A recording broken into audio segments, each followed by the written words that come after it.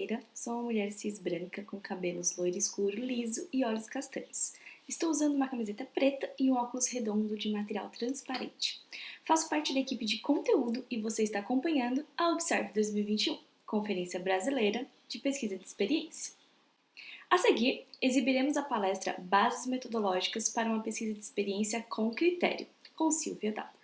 A Silvia é mestre em Design e doutora em Engenharia e atualmente é professora do curso de Design da PUC, lecionando disciplinas sobre metodologias de design como Design Thinking, experiência do usuário e métodos de pesquisa. Nesta palestra, falaremos um pouco sobre como decidir qual metodologia de pesquisa é mais adequada para a pergunta que queremos responder, e retomaremos os principais critérios para uma pesquisa confiável. Ao final da exibição da palestra, teremos um bate-papo ao vivo com a Silvia para perguntas e respostas. Com vocês, Silvia Dapper. Olá pessoal, tudo bem? Meu nome é Silvia e hoje eu vou falar um pouco para vocês sobre as bases metodológicas para uma pesquisa com critério. Mas primeiro eu vou me apresentar um pouco. Eu sou professora do curso de Design da PUC e nesse momento me encontro então num ambiente neutro, com algumas luzes amarelas, outras luzes vermelhas e azuis.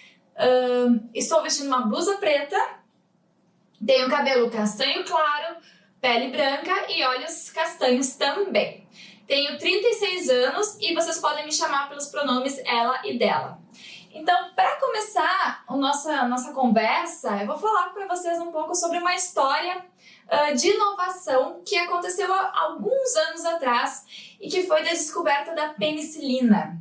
A penicilina ela foi descoberta por Alexander Fleming, enquanto ele estava fazendo alguns estudos sobre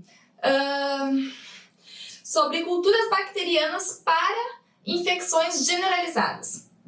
Então ele estava, na verdade, no laboratório dele, onde ele fazia essas pesquisas, e naquele mesmo ambiente, naquele mesmo prédio, também tinha algumas pesquisas sobre fungos, com outros pesquisadores. Mas Fleming, ele deixou a sua pesquisa em cima de uma bancada e saiu de férias, sem querer, ele acabou esquecendo, então, as suas colônias em cima ali da sua bancada. E ao voltar das suas férias, ele percebeu que em uma das suas amostras tinha acontecido nasceram alguns fungos ali que estavam, então, acabando com aquelas bactérias que provocavam uma infecção generalizada. Então, Fleming, muito curioso, começou a analisar o que será que estava acontecendo ali. E percebeu, então, que aqueles fungos específicos, eles poderiam, então, ajudar a criar algum produto que pudesse auxiliar na cura dessas infecções generalizadas. Contudo, na época que o Fleming ele estava fazendo esse estudo, ele não conseguiu desenvolver alguma tecnologia que fosse capaz de sintetizar esses fungos, que também ficaram conhecidos como penicilina, para transformar isso em medicamento. Então ele acabou escrevendo sua pesquisa, publicando em artigos, e essa pesquisa ela ficou guardada por um tempo.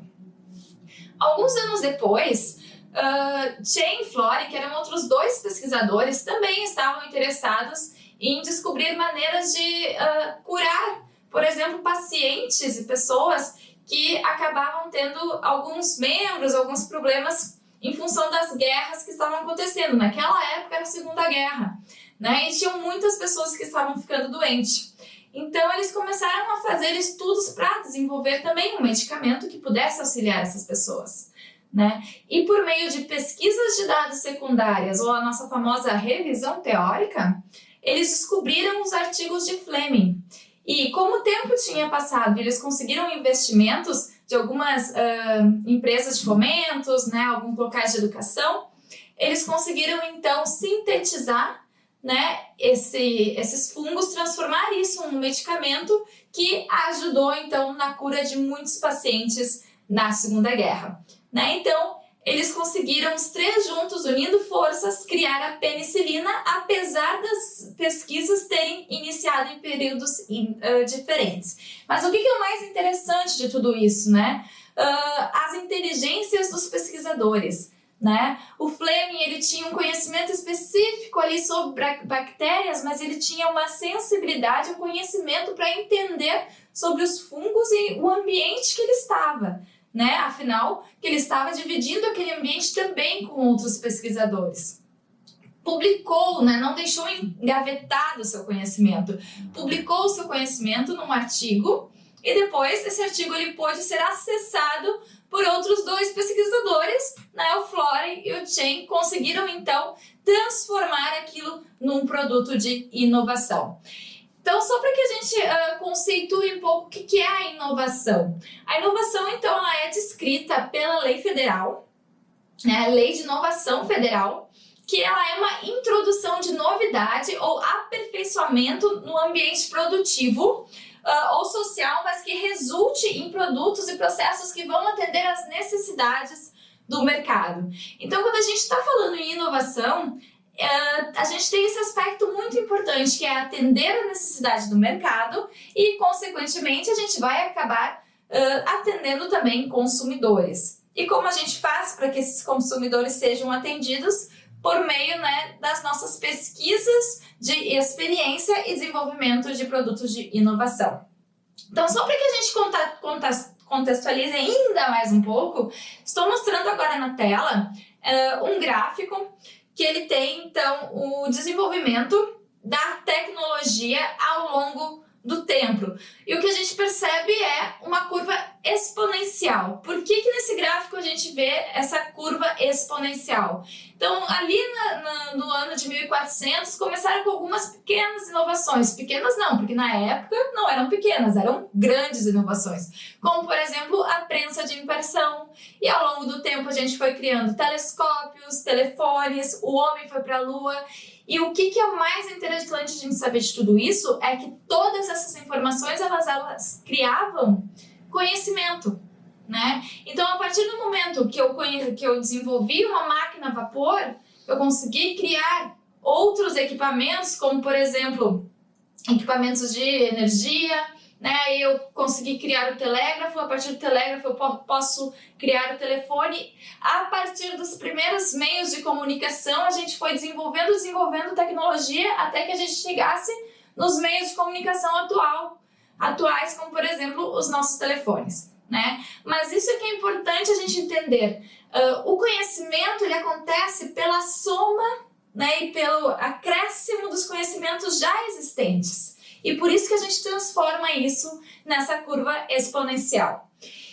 Quando a gente está falando de pesquisa de experiência, a gente traz muitos conceitos de design thinking, né? Os design thinking e todos os metodólogos e os pesquisadores que estudaram essa forma de desenvolver tecnologia por meio do raciocínio abdutivo.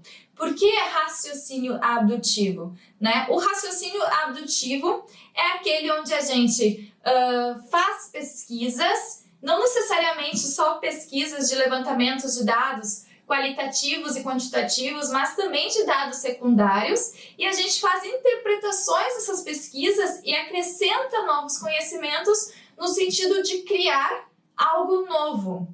Então, na verdade, o que acontece? Quando a gente está fazendo uma pesquisa, por exemplo, de levantamentos de dados qualitativos, a gente está fazendo uma observação de algum fenômeno. Por exemplo, se a gente vai numa comunidade e a gente quer entender por que naquela comunidade as pessoas têm dificuldade em fazer reutilização ou reaproveitamento de água, né? A gente está fazendo uma observação de um fenômeno para entender qual é essa dificuldade, né? O porquê dessa dificuldade. A partir de todo esse entendimento desse fenômeno, né, e o raciocínio abdutivo e o design thinking, eles propõem que a gente crie um artefato, um objeto ou até mesmo um produto digital onde a gente possa modificar aquele fenômeno, né, e testar novamente para ver se aquele novo ambiente criado, aquela nova situação criada, ela melhorou a vida daquela população que se encontrava naquela situação inicial de um problema. Então, por isso que eu acredito e reforço que acho que realmente isso, design thinking, design de experiência, pesquisa de experiência, ele tem muita relação com a pesquisa científica, desde que a gente entenda quais são os critérios e como a gente pode utilizar toda essa informação disponível para desenvolver produtos de inovação.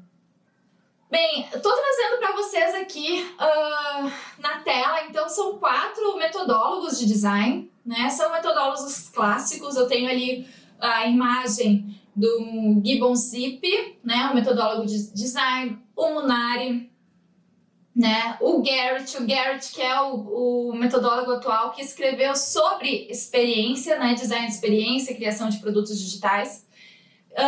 E temos também ali o Loba. Então são pessoas que estudaram, né, esse método, esse modo de pensar e criar e de alterar fenômenos por meio dessa alteração, então, do contexto atual, pela inserção de algum design, né? Pode ser, de novo, produto digital, artefato, o que for. E tudo isso por meio de pesquisas de experiências e pesquisas de dados secundários.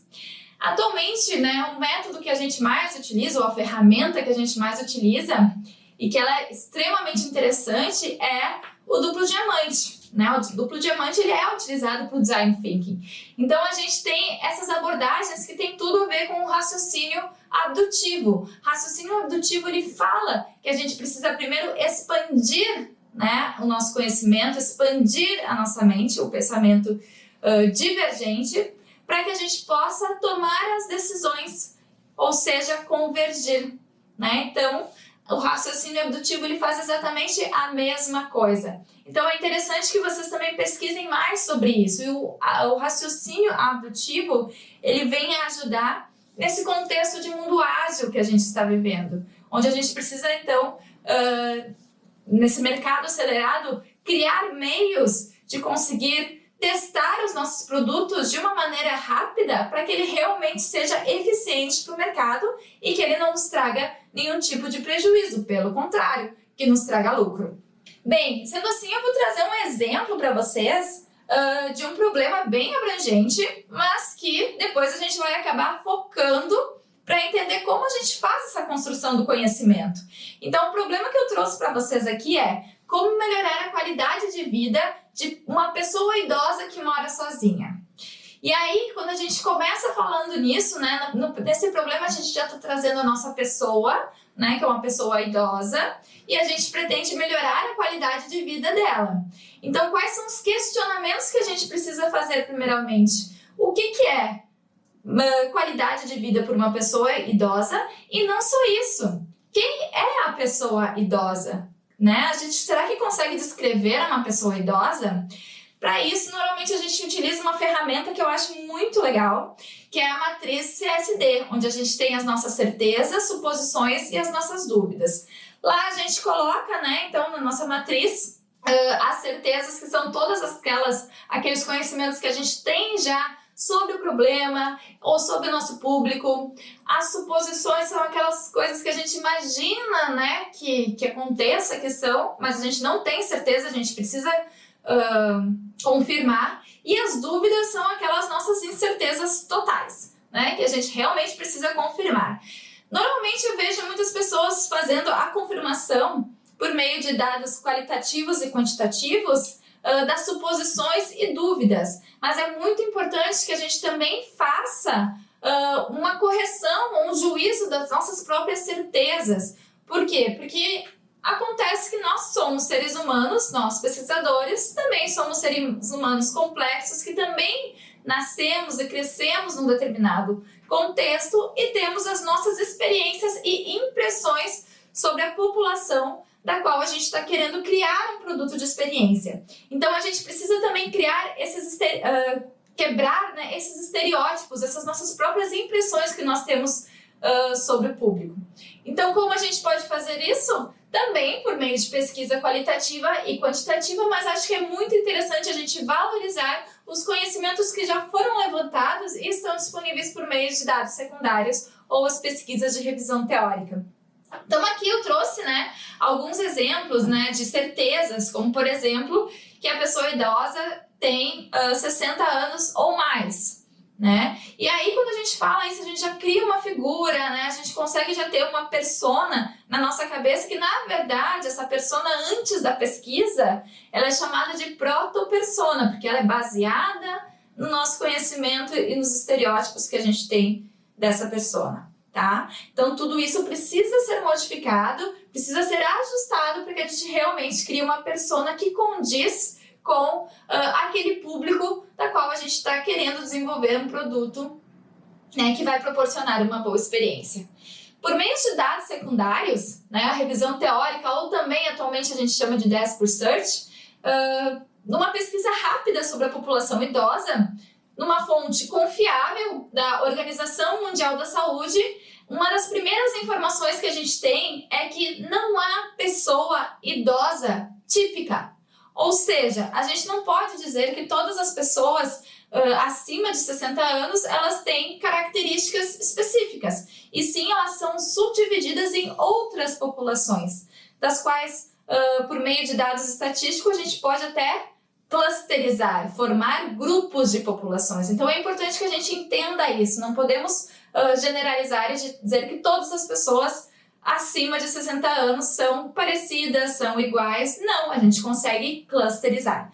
Então é importante que a gente faça essa compreensão do nosso público. E às vezes a gente pode fazer essa compreensão por meio de uma pesquisa rápida que é a Desk Research. E a gente precisa tirar esses estigmas que a gente tem da época da faculdade ou da época do ensino médio, onde a gente escrevia os nossos artigos e a gente tinha que,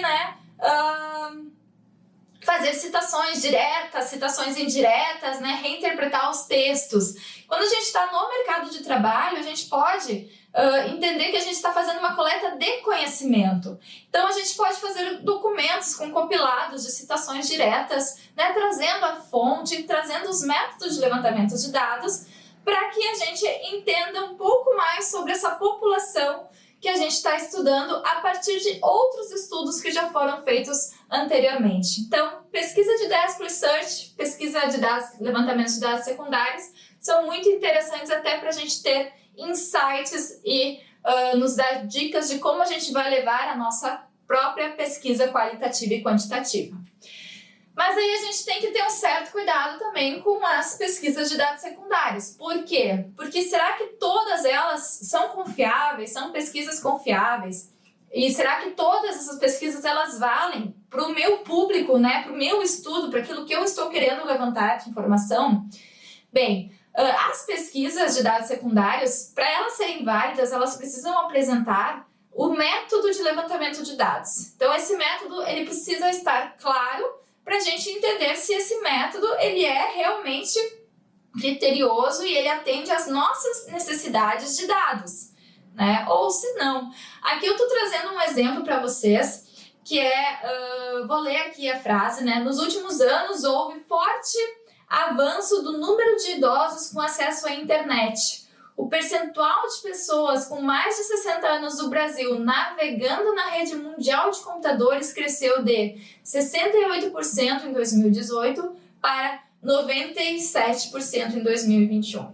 Né? Isso é uma pesquisa, então, que foi disponibilizada pelo SPC Brasil e distribuída, então, para os comércios, né? Para que as pessoas, então, que trabalham em comércio tivessem esses dados.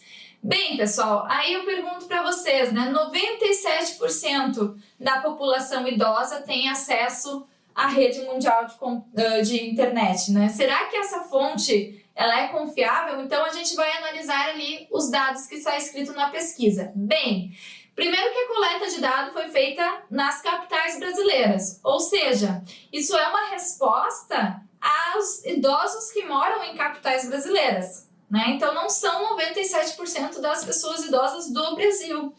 E algo importante que a gente tem que analisar é o método da coleta desse dado. E ali o método da pesquisa foi via web. Então, faz a gente se questionar, né? Os respondentes que estão dizendo que têm acesso à internet responderam via um documento que estava disponível por meio online. Então, a gente tem que ver se realmente a gente conseguiu capturar uma população suficientemente grande para dizer que realmente é toda essa população que tem acesso à internet. Então, são questionamentos que a gente precisa se fazer, né?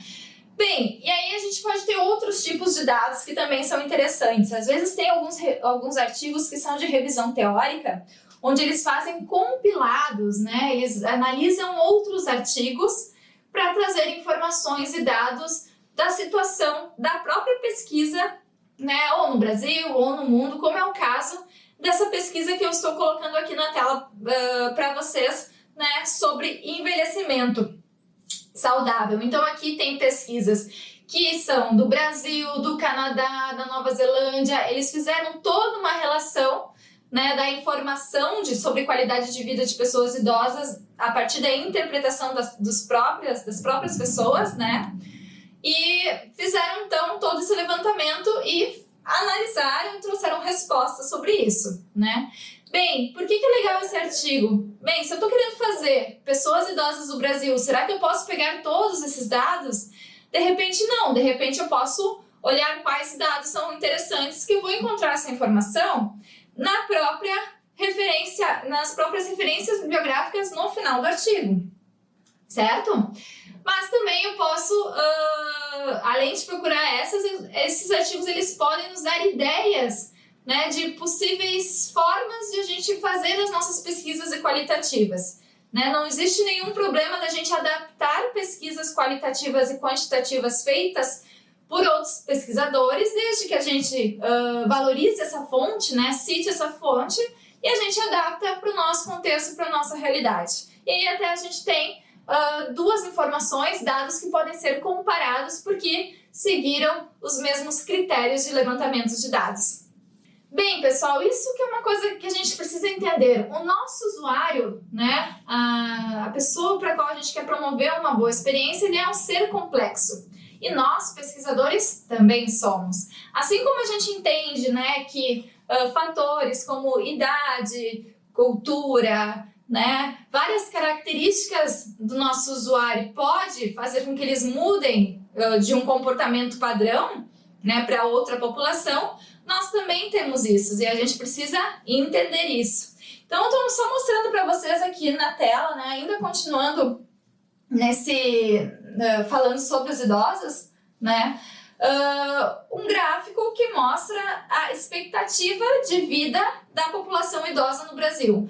E aí a gente tem um gráfico que vem desde a década de 40 e faz uma previsão dessa expectativa de vida até 2040. Então, lá em 1940, a expectativa de vida da pessoa idosa era de 45 anos. E em 2019, essa expectativa de vida ela mudou para 76,6 anos. Obviamente, esses são números médios, né? Tem pessoas que vivem mais, outras pessoas que vivem menos atualmente, assim como lá na década de 40 isso também acontecia. A questão é, quem somos nós e com quem a gente conviveu, né? Eu sou uma pessoa que nasci na década de 80. Então, quando eu nasci, comecei a perceber o mundo e entender, até mesmo conviver com pessoas idosas, entender quem são as pessoas idosas, a média de expectativa de vida do idoso era de 62 anos. Então, acaba que, em função daquele contexto que eu vivi, pode ser que eu tenha uma impressão sobre a população idosa que não é mais a realidade da população idosa atual. Mas a gente precisa, então, quebrar, né, essa visão, quebrar esses estigmas. E como a gente faz isso? Por meio das pesquisas, certo? Bem, depois que a gente fez todas essas pesquisas de qualitativas, quantitativas, de desk research, a gente pode seguir, né, ver qual caminho a gente quer seguir. Então, nessas pesquisas a gente viu que as pessoas idosas, elas querem se sentir úteis, as pessoas idosas, elas querem se divertir e conhecer outras pessoas, as pessoas idosas, elas gostam de conversar sobre as suas experiências, né, com outras pessoas. Então, são várias possibilidades de solução que a gente levantou por meio das pesquisas. Então, essa pergunta inicial, que era muito abrangente, ela precisa ser reduzida a uma pergunta mais específica. No caso aqui, para esse projeto, a pergunta ela foi modificada para como alegrar a vida da pessoa idosa que mora sozinha. E aí a gente vai começar a ter vários insights, como a gente pode fazer. Dentre os insights que a gente teve, foi a criação de um aplicativo que possibilitasse o encontro de pessoas idosas com outras pessoas idosas, para que elas pudessem se sentir menos sozinhas, além de ser um espaço de ensino e aprendizagem sobre assuntos contemporâneos. Ou seja, a população idosa ela teria espaço nessa ferramenta para conhecer pessoas novas e para falar sobre assuntos que têm interesse, ao mesmo tempo que fala sobre assuntos que têm interesse, outra pessoa também pode aproveitar esse momento como um aprendizado para conhecer assuntos novos. Então essa foi a ideia, né, de projeto de solução. O que é importante? Quando a gente fez a pesquisa, né, já começou a ter insights, a gente tem que entender, de acordo com os métodos, né, com as ferramentas metodológicas, algumas prioridades que são importantes para o desenvolvimento do nosso produto. Dentre as quais a gente vai citar a questão do desejo das pessoas, né, que a gente faz por meio de pesquisas qualitativas para ver se realmente aquilo que a gente está criando é desejável. E aí a gente tem outros dois quesitos que são importantes mais para a questão de negócio, né, para o business. Se é prático, né, praticável, ou seja, a empresa ela tem condições de desenvolver aquele produto. E a questão da viabilidade também, tanto da empresa conseguir fazer, mas quanto do nosso consumidor conseguir consumir aquele produto, conseguir utilizar. Então, são três aspectos importantes antes da gente começar a gerar os insights ou durante os insights, na hora da seleção das escolhas das nossas soluções, para a gente ver se a nossa empresa ela realmente tem condições, né, de desenvolver aquele produto dentro do desejo e expectativas dos nossos consumidores, certo? Bem, pessoal, lembrando, né, a questão dos desejos dos consumidores, a gente sempre vai lidar com pessoas, seres humanos complexos e comunidades. Comunidades, ela é definida como o quê? Né? Como pessoas que têm algo em comum. Não necessariamente eu vou dizer, uma comunidade é aquela pessoa que mora em determinado bairro ou determinada igreja, mas sim que tenha coisas em comum. Eu posso definir uma comunidade, por exemplo, como pessoas que têm a mesma idade e que ganham uma faixa salarial similar, ou pessoas que moram em uma determinada região, por exemplo, uma criação de um aplicativo para avisar sobre enchentes. A minha população, a minha comunidade pode ser uma população que mora em locais ribeirinhos, né? Então a gente define quem é essa nossa comunidade e aí faz a seleção das nossas amostras, mas entendendo sempre que é esse ser humano complexo. E esse ser humano complexo, ele vai ter momentos, diferentes contextos, ele pode ficar muito feliz ou muito triste. Dependendo, por exemplo, do produto de compra, ele pode ter comportamentos consumistas ou comportamentos extremamente econômicos, né? Então, tudo isso vai depender de contexto. Um exemplo que eu gosto muito de falar, e falo bastante nas minhas aulas, e vou falar aqui com vocês, é como você se sente quando escuta o barulho da chuva, né? Por exemplo, se eu quisesse criar um produto digital para relaxamento que trouxessem barulhos da chuva, será que todos os meus usuários iam gostar do barulho da chuva e entender que esse barulho de chuva ele é relaxante? Vai depender muito do histórico dessa pessoa, das experiências anteriores que essa pessoa teve com chuva. Se é uma pessoa que mora numa região ribeirinha que sofre com enchentes, é provável que essa pessoa ela não entenda o barulho da chuva como sendo relaxante. Também temos a questão de quais são as prioridades da pessoa. Se a pessoa está saindo para trabalhar naquele dia e vai pegar um ônibus e está chovendo, o barulho da chuva também não é relaxante. Então, esse barulho da chuva ele vai ser relaxante para uma determinada comunidade que teve experiências boas com chuva. Então, isso é importante a gente entender. Cada pessoa ela vai ter uma emoção diferente, um sentimento diferente, uma experiência diferente, e isso é importante, né, gente? A gente não projeta a experiência, a gente projeta para a experiência, a gente deseja que o nosso usuário tenha uma experiência, mas a experiência dele, né? Então a gente precisa levantar uma quantidade grande de dados para entender se aquilo que nós estamos propondo para modificar o problema, modificar o fenômeno, ele vai realmente trazer uma experiência agradável, né, ou a experiência desejável para aquele usuário. Então, continuando, nós pesquisadores, a gente tem que entender que a gente precisa fazer um trabalho, né, e nos comportarmos como antropólogos, curiosos para saber sobre aquele nosso usuário. E quando a gente vai fazer isso, uma coisa que a gente precisa assumir para a gente é uma postura e uma mente de principiante, como se a gente estivesse nascendo naquela comunidade e aprendendo com aquelas pessoas como elas vivem, né, quais são os interesses delas, sem julgamento, né, sem preconceitos ou até mesmo sem trazer muitas sugestões sobre aquilo que a gente entende ser melhor para elas do que necessariamente elas mesmas entendem que resolve o problema delas, né? Então isso é importante e para isso a gente precisa ser questionador, nós precisamos escutar as pessoas, né, ouvir as pessoas, entender o que elas estão falando. E a partir deste momento, a partir, né, de fazer esses levantamentos, essas análises e tudo mais, é que a gente consegue realmente criar uma persona para o nosso futuro, nossa futura solução, tá? Então isso é importante, a gente destruir com as nossos próprios julgamentos, nossos pré-julgamentos, né, antes de realmente trazer respostas sobre os dados daqueles que a gente está levantando, certo? Bem, pessoal, e aí as pesquisas, né? Será que a gente consegue dar rostos para os dados? Será que a gente consegue, né, descrever quem é que são essas pessoas?